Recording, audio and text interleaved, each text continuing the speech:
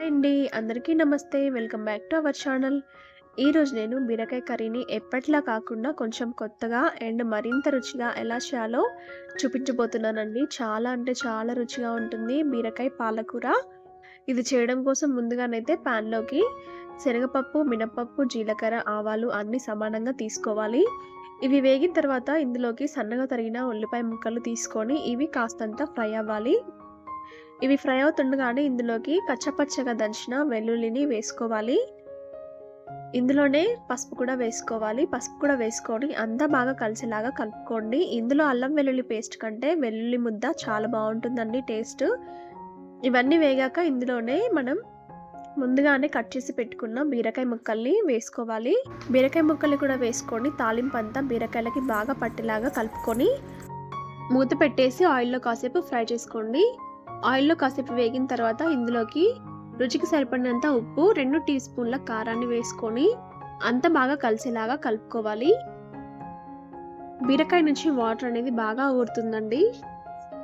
ఇప్పుడు ఇందులోకి 1 tea spoon ధనియాల పొడి, అర టీ స్పూన్ గరం మసాలా వేసుకొని అంతా బాగా కలిసేలాగా కలుపుకోండి. ఇవి వేయడం వల్ల ఈ కర్రీ టేస్ట్ అనేది చాలా బావుంటుంది. ఇవన్నీ వేసుకున్న తర్వాత ఫైనల్‌గా ఇందులోకి 1 కప్పు కాచి చల్లార్చిన పాలను వేసుకోవాలి. ఇవి సిమ్‌లో పెట్టి వేసుకోవాలండి. అండ్ పాలు ఉడికేటప్పుడు కూడా సిమ్‌లోనే ఉంచాలి.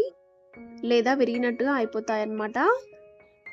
ఈ పాలనేవి బాగా కలిసేలాగా కలుపుకోండి. ఇలా పాలతో బీరకాయ కర్రీ చేయడం వల్ల టేస్ట్ అనేది ఎక్సలెంట్‌గా ఉంటుందండి. అన్నం, చపాతీ ఎందులోకైనా సూపర్బ్‌గా ఉంటుంది.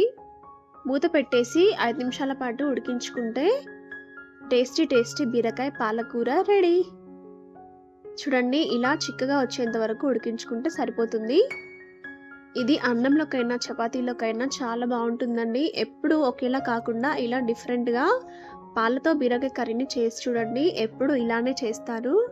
చాలా అంటే చాలా రుచిగా ఉంటుంది. ప్రతి ఒక్కరికి నచ్చుతుంది. మీరు కూడా ఈ రెసిపీని ట్రై చేయండి. రెసిపీ నచ్చితే లైక్ చేయండి. మీ ఫ్రెండ్స్ అండ్ ఫ్యామిలీతో షేర్ చేయండి. మీరు కూడా ఈ రెసిపీని ట్రై చేశాక మీకెలా వచ్చిందో కామెంట్ చేయండి. మరిన్ని టేస్టీ అండ్ ఈజీ రెసిపీస్ కోసం మన ఛానల్‌ని సబ్స్క్రైబ్ చేసుకోవడం మాత్రం మర్చిపోకండి. Thank you for watching friends. మరొక మంచి రెసిపీతో మళ్ళీ కలుద్దాం. అంతవరకు బాయ్ బాయ్.